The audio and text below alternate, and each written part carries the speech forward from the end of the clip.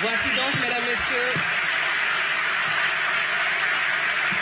Monsieur le Premier ministre.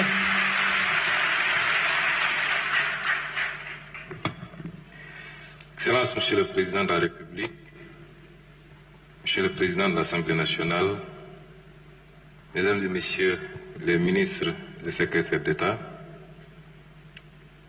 Messieurs les chefs d'institution, honorables députés, Mesdames et Messieurs les ambassadeurs, Mesdames et Messieurs les gouverneurs de région, Mesdames et Messieurs les élus locaux, Mesdames et Messieurs les partenaires au développement, Mesdames et Messieurs les autorités de régulation, Mesdames et Messieurs les représentants du secteur privé, des organisations syndicales et professionnelles et de la société civile, chers invités, Mesdames et Messieurs, nous sommes aujourd'hui réunis à un moment extrêmement important de la vie de notre nation pour présenter, au-delà du public ici présent, à tout le peuple sénégalais, le plan de redressement économique et social. Je voudrais rappeler que ce plan n'est pas tombé du ciel. Il fait partie d'un ensemble. Et ce rappel référentiel est important parce que nous avons d'abord travaillé à préparer un document prospectif. Un document qui a été préparé sur commande de son Excellence Monsieur le Président de la République et qui devait décliner son programme, le programme avec lequel il a été porté à la magistrature suprême par le peuple sénégalais. Ce document appelé Vision 2050 était phasé, 3 phases notamment. La phase redressement, qui est une phase qui devait se dérouler sur une périodicité de 3 ans. Je ne sais pas si le présentateur ne suit pas apparemment.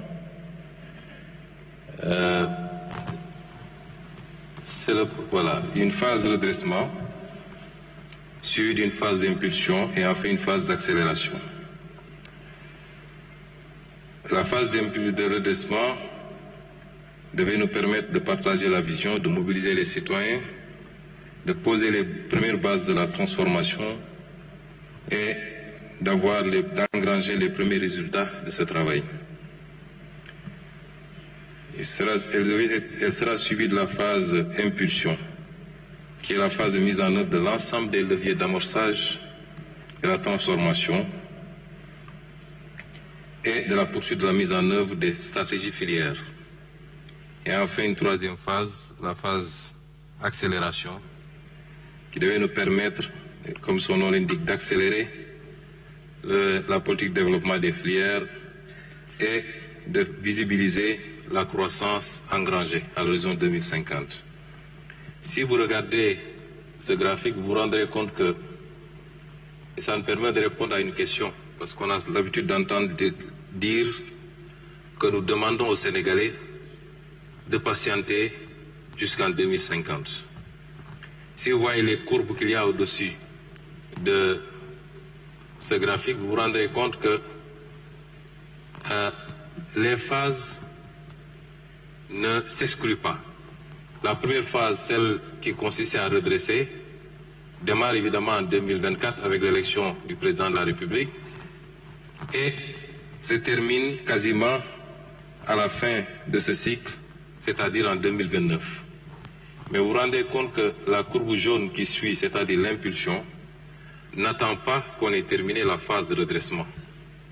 Dès le milieu du mandat, c'est-à-dire d'ici 2026, nous démarrons la phase impulsion qui prendra fin en 2034. Et la phase accélération démarre presque simultanément avec la phase d'impulsion, ou 1 ou 2 ans après le démarrage de la phase d'impulsion. Et donc avant la fin de la première phase, c'est-à-dire le redressement. C'est une action combinée avec plusieurs phases qui ne s'excluent pas, mais avec la priorisation de l'une ou l'autre phase selon les périodes. Le redressement, pour le slide qui suit, doit nous permettre de faire un certain nombre de choses. D'abord, les réformes préalables à des actions futures. Un certain nombre de réformes, réforme des institutions, réforme de la justice, réforme territoriale, décentralisation, déconcentration, et j'en passe. Il faut comprendre donc que la phase de redressement ne commence pas aujourd'hui avec le document que nous vous présentons. C'est l'un des éléments de ces réformes préalables, c'est-à-dire l'assainissement du cadre macroéconomique dont a parlé tout à l'heure M. le ministre de l'Économie. Il faut comprendre donc que cette phase de redressement a démarré depuis les premiers jours du mandat, puisque le président de la République a convoqué les assises de la justice, ça fait partie de la phase de redressement, les assises politiques, ça fait partie de la phase de redressement, un certain nombre d'états généraux sectoriels ont été organisés dans le secteur de l'industrie et du commerce, dans le secteur de l'hydraulique, dans le secteur du transport, entre autres. Toutes ces opérations s'incrustent dans cette phase de redressement. Et donc, vous pouvez situer l'opération, l'exercice d'aujourd'hui dans cette première partie, c'est-à-dire les réformes préalables à des actions futures, dans le sens qu'il concerne un des points, l'assainissement du cadre macroéconomique et l'impact de cet assainissement sur l'économie et sur le social. La deuxième phase, le deuxième élément de cette phase de redressement, c'est les réformes techniques qui préparent le terrain pour le développement d'autres services. Vous aurez dans ces réformes techniques les réformes sur le plan du numérique, par exemple. L'identité numérique unique est un élément important de cette phase. J'allais dire même tout ce qui a été conçu dans le New Deal technologique. Et la troisième phase, c'est la bonne gouvernance et la reddition des comptes.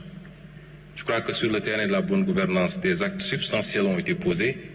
Les derniers en date, c'est le paquet de projets de loi qui a été adopté avant-hier en Conseil des ministres portant sur la réforme de l'OFNAC, sur l'accès à l'information, sur la déclaration de patrimoine, entre autres, et sur la reddition des comptes. Le travail se poursuit méthodiquement dans le respect des règles de droit.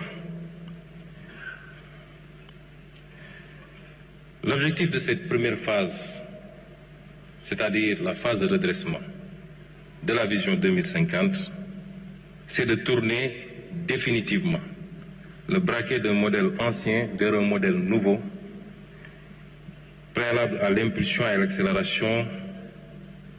Et ces réformes constitueront une des priorités du premier quinquennat. Nous avons toujours posé le débat en termes de système et non pas en termes d'hommes. Et un système, c'est beaucoup plus l'interaction de règles, d'attitudes, de comportements. Et les réformes que nous allons entamer dans cette phase de redressement nous permettront de tourner la page de ce système que nous avons souvent décrié pour en ouvrir une autre. Pourquoi maintenant un plan de redressement économique et social? Cela est lié à l'héritage qui nous a été légué. Nous savions tous que l'héritage n'allait pas être des plus légers. Durant tout le temps passé dans l'opposition, nous l'avons crié fort, nous l'avons dénoncé avec des arguments valables et nous étions même allés jusqu'à prévenir les Sénégalais des difficultés auxquelles il fallait s'attendre, quel que soit le régime qui remplacerait le défunt régime. Et aujourd'hui, les différents audits réalisés aboutissent à un constat sans appel. L'audit des finances publiques qui a démarré avec le rapport établi par l'Inspection générale des finances, conforté, pour ne pas dire aggravé, par l'audit de ce rapport par la Cour des comptes et enfin par le rapport de Forvis Mazars. Cet audit, ces différents audits débouchent sur un constat très difficile pour le Sénégal d'un déficit qui cumule à 14% et d'une dette publique qui est de 119% du produit intérieur brut. 14% contre 4, quelque chose pour cent qui avait été déclaré et 119% contre 74% qui avait été déclaré par l'ancien régime. Évidemment, et c'est le lieu de féliciter et de rendre un hommage à son Excellence le Président de la République, qui aurait pu faire le choix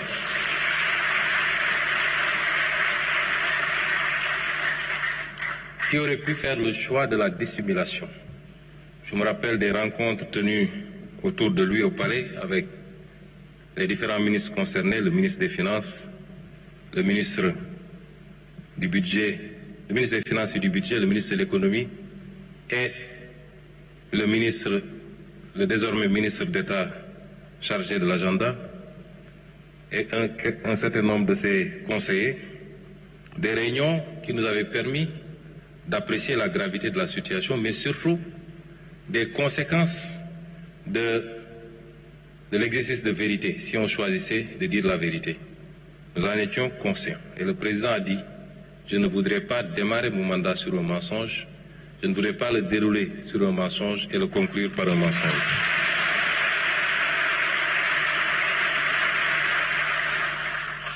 Et cet exercice de vérité a pour conséquence le respect difficile des engagements internationaux. Mais le Sénégal a tenu et jusqu'à présent, nous avons respecté notre signature, nous avons respecté nos engagements internationaux, sans pour autant que ça n'empêche le pays de continuer à faire face aux défis cruciaux à l'intérieur. C'est le lieu ici également de féliciter et de rendre hommage au ministre des Finances et du Budget, à toutes ses équipes, au ministre de l'Économie, qui chaque jour déploie un trésor d'énergie pour faire face à nos engagements internes et extérieurs. L'autre conséquence, c'est des conditions de plus en plus difficiles de financement.